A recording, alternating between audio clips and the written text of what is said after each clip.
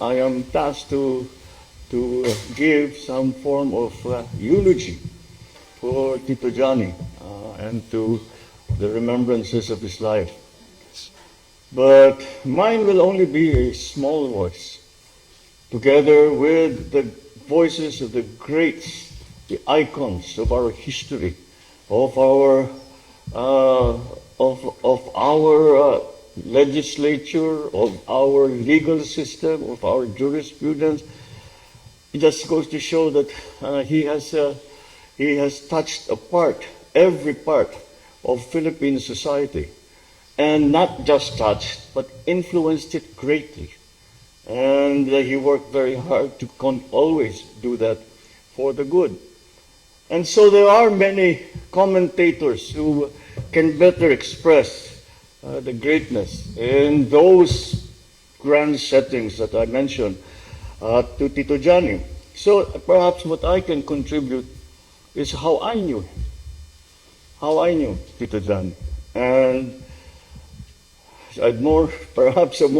maybe a more intimate portrait of, well, a child and a boy, and finally a grown-up, and now a president.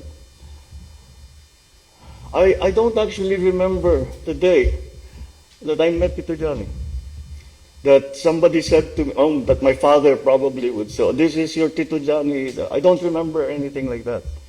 What I do know is that since we came to live in this palace, he was a constant fixture in my life. He was always here. He was always there. And it was such a close relationship between our families that it wasn't just at work here in the offices here. But when I saw you today, Katrina, I remembered we used to spend Easter in Baguio together. And Jack, you remember that. And that was how intimately close we were. But he was my dad's guy, and although you could tell that he had a special place even in my father's heart, only because, and the reason I say that is because there are very few people that I saw my father not give just instructions to, but listen to. He was one of those very few people. I know you know some of the others, but he certainly was one of those. But that was my impression of him as a boy. And Tito Johnny was always there in the office when my father would call for me, at dinners, at social events, at formal events, ceremonies, etc. But I never really worked with him until one time we were both on the board of a company. And we were talking about a very large project. And in his signature fashion, he didn't say very much. He just sat there, he was looking through his notes, and spoke up and said, okay, that's fine, but this is what you need to do. You've missed certain things. It was mainly about taxation. And after that meeting, we looked at all of his suggestions and all of his insights, and we said, we just missed all of this, and he's exactly right. And he saved the company a great deal of money. And so I went home, and a couple of days later I spoke to my dad, and I said, Dad, we were having a board meeting, and Tito Johnny came up with this, and he said, why, what did he say? And I said, ganto, ganyan, kailangan gawin ganto. And he said, tama yan, sundan mo yan. Marunong yan, magaling talaga yan. And that was the first time we actually worked together. And so after that, I ended up in Ilocos Norte, so we didn't see each other very much. The next time that we came back, after, it was also a little bit, I wasn't sure how it would go when we came back around 1991, when we came back from exile. Because after the events of February 86, we found ourselves on the opposite sides of the barricade, let me put it that way. And so it was always a little, I was always a little, say, what will I do when I see Tito Johnny? How is it going to be? Will he be angry with me? Will he be very, will it be awkward? It wasn't. It wasn't. The relationship that we had forged between his family, my family, between himself, my father, between him and us, just took over. And it was as if, we were just, we had met, we just left each other 1 week ago. And we came and we started work. So we started working together as congressmen in the 14th Congress. And that's when I started working with him, and I remember that this is one of the smartest people I know. So I'd always pick his brain. I'd always go, and he taught me. He was my tutor. He was my mentor. And then I went to Ilocos Norte as governor. Of course, I was living there. And then I came back and became congressman again, but he was already in the Senate. But I found myself in the Senate together with him. And once again, he was my mentor. And because, first of all, I always found it easy to talk to him because I was so familiar with him. So I would always go and ask him questions. And once again, I said, who's the smartest fellow in the room? Let's go pick his brain. That's always my technique. Who's the smartest fellow in this room? Let's go pick the fellow or lady in this room. Let's go pick their brain. And that's what I do. And tinuturuan talaga ako nan. But the depth and breadth of his knowledge and his understanding was just remarkable. I remember people in the Senate would come and say, I am so-and-so, I come from this little town in the middle of nowhere. Oh, I remember, I was there, how is Lola like this? And the people that came from the dead, because when I was there, there's like, ikwento niya lahat. Hindi niya nakalimutan ang mga pangalan, hindi niya nakalimutan yung mga nangyari, hindi niya nakalimutan kahit isa sa mga nakilala ng tao, kung ano, kahit isa sa mga pangyayari. It was just amazing. And I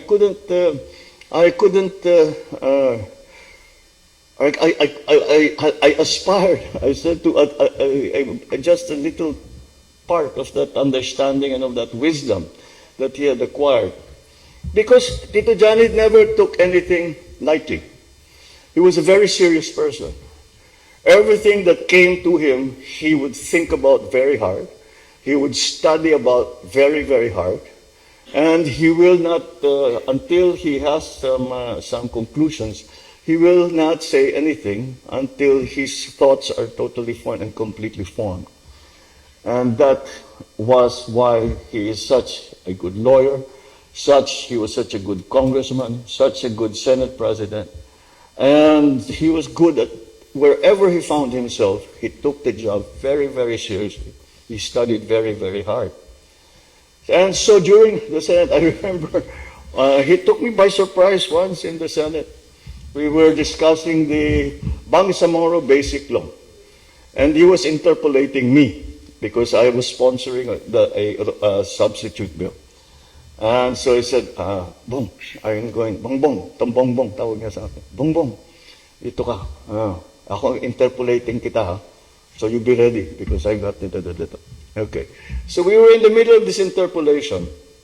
And suddenly, out of nowhere, he started asking me about Quranic studies because we were talking about the BBL. I have nothing. I have no background in that. Buti na lang, while I was on the podium, next to me sitting was one of my advisors who was a Muslim imam. So, ano sabi niya? Ano ba yung sagot? Ano ba yung sagot? Buti na lang. So, nung nag-suspend kami, I go up to him and say, Tito naman, bakit mo naman ako tinanong ng mga Quranic studies? Dapat pinag-aralan mo yan. You should know these things. You should, napagalitan pa ako. You should know these things. You should know these things. Yes, Tito, you're absolutely right. I should. Then, pati yung pagsagot ko, tinuturuan ako. Ganito ang pagsagot mo. Para maintindihan ng tao. You should do this, and like that, and like this, and like that. And so that was our whole relationship. And even when he was a Senate president, he would still find the time to come down and, give me advice and guide me. And I considered myself very, very, very lucky. And this continued because after the vice presidential election, nagpapatulong ako sa kanya sa protesta ko. So I would go and see him sa bahay niyo. I would go and see him. And I said, Tito, patulong naman, ganyan, ganyan. What do you think we should do? How do you think we should approach it? Who are the people we should talk to? I can help you, I'll do this, I'll do that, I'll do this. But I never left your house without a reading list. It was like going back to school. Parang I went to see my tutor in university. Because we talk about all kinds of things. And then at the end, bago ako umalis, Bong, dito mo na. And he'd give me some books and a list of other books that he wants me to read. And so I take them home, and because I'm sure wala namang, and you know, the subject matter was so diverse, was so wide-ranging. He would talk about the battle for world resources, of what will happen after Gaza, the oil crisis, the economic crisis, etc. Yung talagang kahit lahat, even philosophical works. And these are books, I'm sure all of you have experienced this, that you cannot just read. After you read it the first time, you say, teka, hindi ko pa masyado, medyo mahirap. You have to read it maybe 3 times before you understand exactly what the author is trying to say. So I would read them. And you cannot just say, he never asked, when I see him again, he'd never ask, did you read the book? No. He'd go straight to the point. What did you think of his idea na ganito, ganyan, ganyan? In other words, kung hindi mo binasa, huli ka talaga. But they were such good books. And it was like, I was always, when I was with Tito Johnny, I was always in school. I was always learning something. I was always making myself better. He was always making me, you read this, you get better at this. He was always pushing. He always challenged. He never let you coast. He always challenged you. And that's why when I took office, when he continued to say that, you know, if you need any help, it became a natural that I asked him to be the legal advisor to the president, because I could not think of a better place for him and a better man for the job. And I'm glad that I did, because every so often I would come here, I'd come to the office, and there'd be a little note, JPE says he needs to see you. Whenever that happens, you better go and see him immediately, because he doesn't do that. He will do that only if it's very important. So I go straight to his office, and of course he would say, "What you are about to do is a big mistake. You cannot do that. It's illegal. It's not this. It's not proper." It's like that. But with him, it's not only criticism. The way around it is this. This is the solution to your problem. Laging may sagot. Because he was just such a good lawyer. He could argue either side of the question and make a good argument at that. However, the one principle, the line that he never crossed, was that, you know, he would say, well, how would you like us to argue this? What would you like? What's the result what's your ideal result to all of this? And I tell him, I say, sana magkaganto, sana maayos natin na ganyan. And he would do it. And he would do it exceedingly well. Better than most anyone that I knew. And I always kept thinking how every time I would sit down, it's like talking to my dad. And perhaps the osmosis between the two of them, they rubbed off on each other. But that the intellectual standard that they would set for themselves and for you, if you expected to talk to them, was the same, was exceedingly high. And it's not because they're mayabang or they're showing off how smart they are and how much they know. It's because that is the only way to truly solve a problem. You have to think about it very, very deeply. Wag mong minamadali. Wag mong minamadali. Pag-aralan mo na mabuti. You talk to everybody that you can talk to. The striving for excellence in everything that he did was something that he even passed on to us. And he said, not just me, you should strive for excellence too. And we have many, many stories. Those of you who have attended some of our meetings upstairs, Tito Johnny would be there sitting next to me. And we'd all think he's already sleeping. Kasi nakaganon, nakatulungan siya na ganun. Then suddenly, he would say, wait, you're missing something. And let's say we're talking about some places. When I wrote the law for creating that facility, what we meant to do was behind that. When I argued that the case in the Supreme Court, he was, and his insights were way beyond our understanding. And the contributions that he made when he was legal counsel to the president were unfathomable. Are so there's no way that we can quantify, we can somehow measure the importance of what he did. And so until the very end, the remarkable thing about Tito Johnny is that he until the very end, he never stopped working. His brain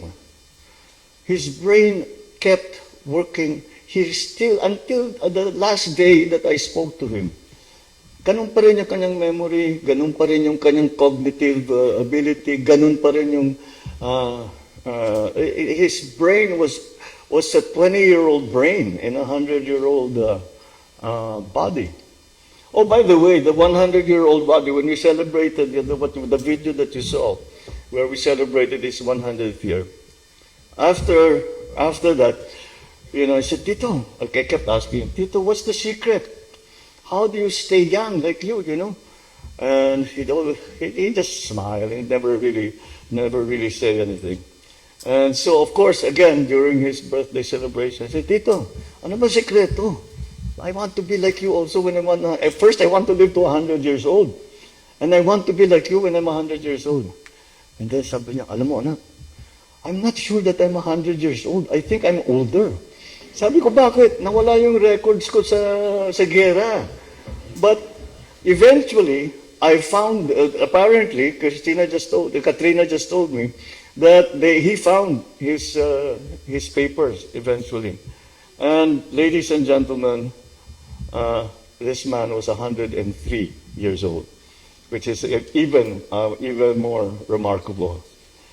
But the one thing, in all of his maneuverings, in all of his very clever ways of getting his best result, of helping us, of helping everyone,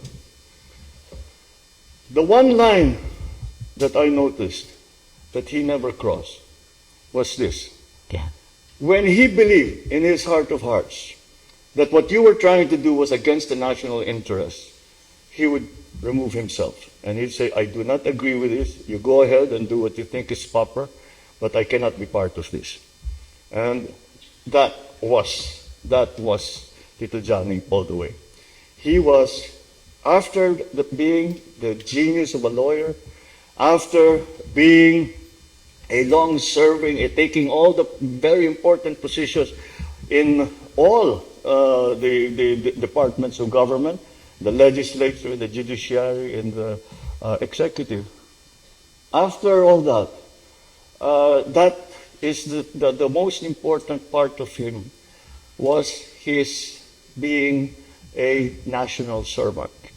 And that's how he saw himself. We are here to serve. And therefore, we will do everything that we can to make the system work. But I cannot be part of anything that I believe is against the national interest. And that is the core of Tito Johnny. And it is a lesson that we all learned from. We learned from many people, but we also learned it from him. And it was an important part of his being. Will we, in our lifetimes, find another person like this? I don't think so. I don't think so. Not in my lifetime. Maybe you guys, you younger people, you will meet some other genius some other remarkable person such as this. But I will not. Not in my lifetime. Not anymore. He was what we now, the phrase we now use is that he was old school. Old school. He was an old gentleman. He was old school. He was always correct. He was always proper. He was always, every time, and he showed up to everything. Even the kid's birthday party, basta he invited him, he'd come. Which said, Tito, you didn't have to come. Of course I did. Of course I have to greet everybody and like this. And that was the man he was. He was devoted to his work. He was devoted to his family. He was devoted to the country. And there is no higher praise than I can make of anyone. Of anyone that I know that has served in government, that has served the country. There is no greater praise for anyone than to say that he lived, he was willing to die, he was willing to bleed for the country. And that's what we will miss. Perhaps we don't find so many of those people anymore. So as we grieve the loss of JPE, let us also be grateful that at some time in the history of the Philippines, there was a man who devoted his entire being to the service of the Filipino. Would that we, the rest of us, could be able to do even a little bit of what he had done. But we must all follow that example that he gave to us. We must always remember the benefits, the contributions that he made to the Filipinos, to the Philippines. And that is how I will remember Tito Johnny. He is my Tito. I hope I can say he was my friend. He was certainly my mentor. And but overall, he was a Filipino in the purest and best sense of being a Filipino, where every molecule of his being was devoted to service of the Filipino people. And so, not such a good morning, because we have to say goodbye to JP. I'm looking at him, I was looking at him during the Mass, and I'm still waiting for him to pipe up and say, wait, you guys forgot something. When I made that law, this is what you were doing. I'm sorry to think that he's not going to do that anymore. So, goodbye, Tito Johnny. Thank you for everything that you have done for me, for my family, even in the time for my dad. And thank you for what you have done for the country. We will never forget you. Bye-bye.